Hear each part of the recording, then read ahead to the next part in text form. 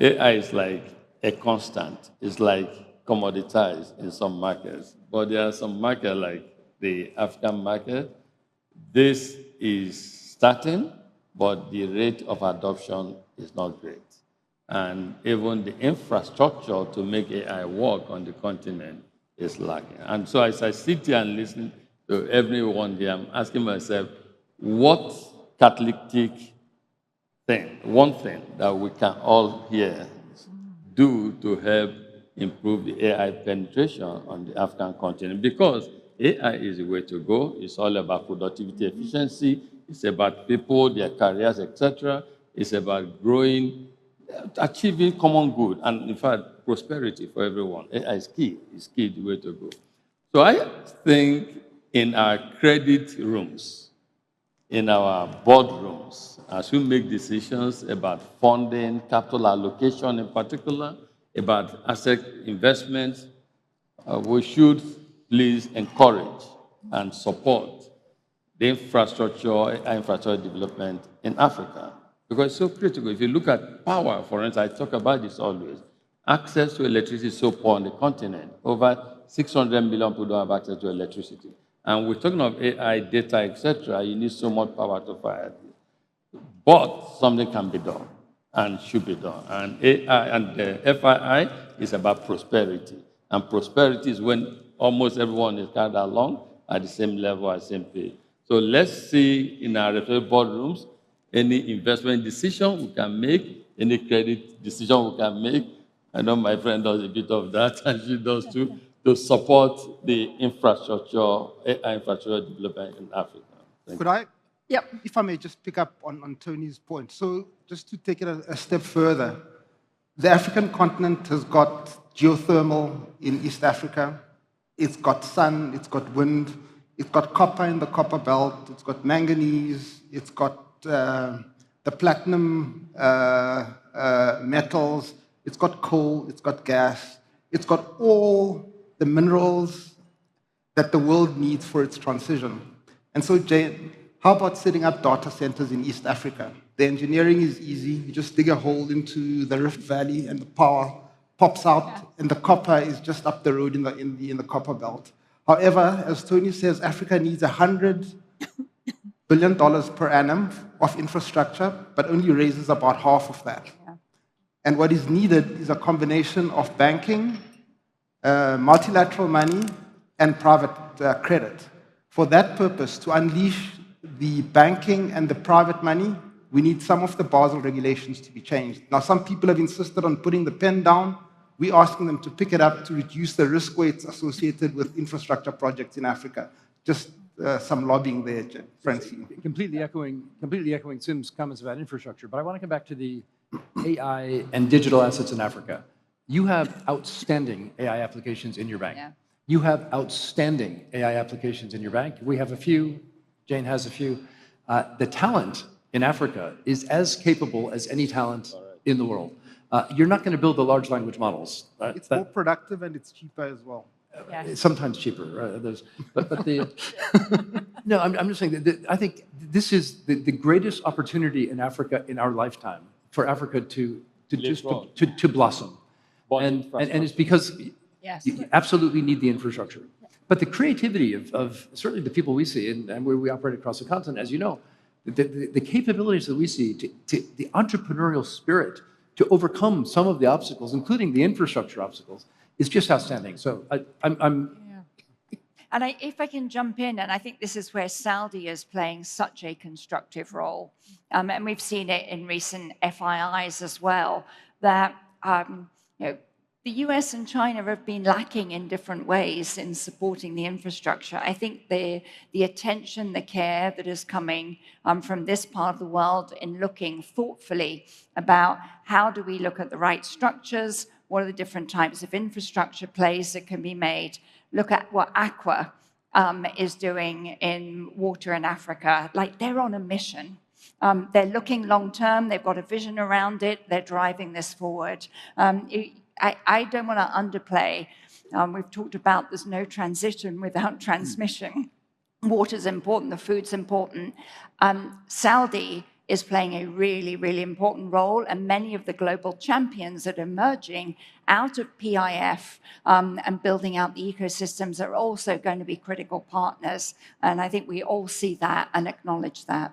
Thank you, Jane. Ron, Tony was talking about the pace of adoption of AI. This was more related to infrastructure, but in general, how are we overestimating or underestimating actually how financial services will change because of AI and disruption? Yeah, I think this is evolving like many new technologies. All the attention is being paid on the actual hardware itself, and certainly that's where all the investment has gone. But I have to believe that all the value is going to come out of the applications. And I think the challenge for us here, most of us are running very large institutions, is how do we actually capture that value? There's about 150 years of management science that's being thrown out the window. And the challenge for management, particularly for the middle manager here, is quite high. Because I could believe the 100,000 hours, but how do you capture those? What do you do with 100,000 new hours? Do you just reduce your staff? Do you say, no, I actually want my staff to do more? So the real science here, in my mind, is thinking through, for a particular application, is there high, what we call high AI exposure, meaning there's lots that AI can do, some of these data-intensive, large language-intensive kinds of things. And the second thing is, what's the AI-human interface here? And so for things where the interface is low, like reconciliations, we do a lot of those. We do a gazillion of them a day, right? There's a big AI opportunity.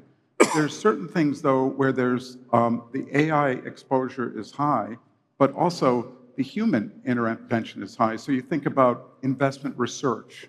You think about all the things that when we started our career, whether it was at a consulting firm or an investment bank, all the stuff we did at 4 o'clock in the morning, that probably can be done by somebody else.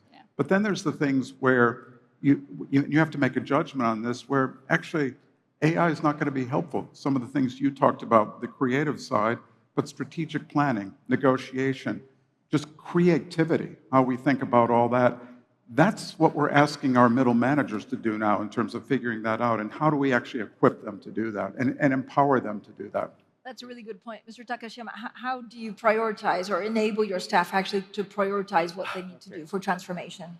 Yes, I think, yes, I agree, AI is a significant, enabler at the same time, disruptor for the existing services of financial institutions. But at the same time, I have to emphasize that it is customers, it is a society, it is a community who choose the services from all the service offering from the financial institutions or big tech or fintech players. That means I think it is coming back to the Sushan's comment. I agree with you. Human touch is very important as far as it is related to the existing customers who likes to continue the banking with some specific institutions, even though the banks is trying to implement new services based on, for example, AI-driven, automated services or otherwise. But some customers don't take it. Particularly, the wealthy individuals or the corporations who have very complicated needs. In those circumstances, I think it is important to develop the AI, the supported human, the touches of approach and the proposal and dealing with the customers at the same time. Of course, we have to also develop automated, AI-driven services. Sometimes, even in Japan, we are developing those automated services, for example, 24 hours, 7 days a week, AI chat type of services, in addition to the device, human-based advice, even for the wealthy individuals. I think those type of things, there is still, we could work around to take advantage of the existing human resources. Thank you. Chairman Miike, how do you see also, again, when we look at new entrants, given all of this, how do you prioritize? Bring it home. Yeah, you can bring it all together in 30 seconds. Thank you. Very kind of you. But having heard lots of arguments, yes, AI is certainly a transformational innovations which we have to live up with. And we discussed so much about opportunities and some challenges as well. And I think that, in my view, the biggest challenge is adaptation. Do we all have adapted every evolving technologies and innovation in the past? But this time around, speed of technological evolutions is unprecedented. Whether capacity for human beings could adapt to that speed of evolution is one challenge. And we know, as the CEOs and the chairman, we have to reskill, we have to retrain, we foster those talents within our organization. Yes, we do. The challenge would be then whether our customers could adapt to that speed of a technology evolution. We have to be responsible to engage our clients, our community where we serve, to be on exactly on this evolutions of a technology. That is what we have to do as a responsible financial institution. Thank you. I have a comment on the human capital side. I think we are blessed in this country, among many things, of our human capital. We're a very young population, so we're dealing with young customers, and we have also a very young employees. The digital adoption is very high, which really enables the transformation, any technological transformation, to be much easier in our country. And I love it when I speak to young employees in the organization, and they kept asking us, what is the bank strategy on AI?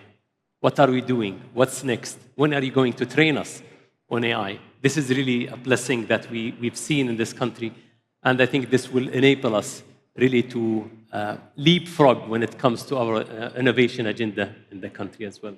So I think I have 8 minutes left, and the FII were quite clever in having this idea of a lock and a key. I don't know if you've noticed, this is actually a key where, the platform. So this is the top of the key, and then it goes down like that. So let's just go around, in clockwise order, in what you are most optimistic about. So the key to unlock success for the next 12 months. I think I did allude to it. I think we have the human capital power that will enable and make the transformation from an innovation point of view much easier. We have also an excellent ecosystem when it comes to innovation. So today, the public sector and the private sector partnership on innovation, it's at the highest compared to, I would say, other countries. And that's really will enable the success in our innovation transformation. Tony? For me, it's back to the same chorus. To some, it's about AI adoption. To others, it's about AI accessibility. We should, as a global community, play our own role in helping to create AI access so that all of us grow simultaneously. Is that happening? It's not happening. That's what I'm saying. There's accessibility. But for it to happen in some regions, access, infrastructure is so critical. The capital for that infrastructure is not available. We're sitting at this table, we have people who allocate global assets. I'm saying our capital. Let's see how much of that we can concretize or commit to deploying in helping to create the AI infrastructure in Africa that will help us begin to talk about accessibility, then adoption. Jane, what are you most optimistic about? So we're at this inflection point that we're talking about that's probably the biggest change in technology in our lifetimes. And at the same time, there's a bit of a feeling that the world, there may be another shoe to drop here from macro or geopolitical. We don't know where it will come. What makes me optimistic is how resilient and adaptable companies have been, consumers have been, humans have been over the last 5 to 6 years. There's been a heck of a lot thrown at everybody. And look at where the world is. So what gives me optimism is that we keep surprising ourselves. Let's keep going.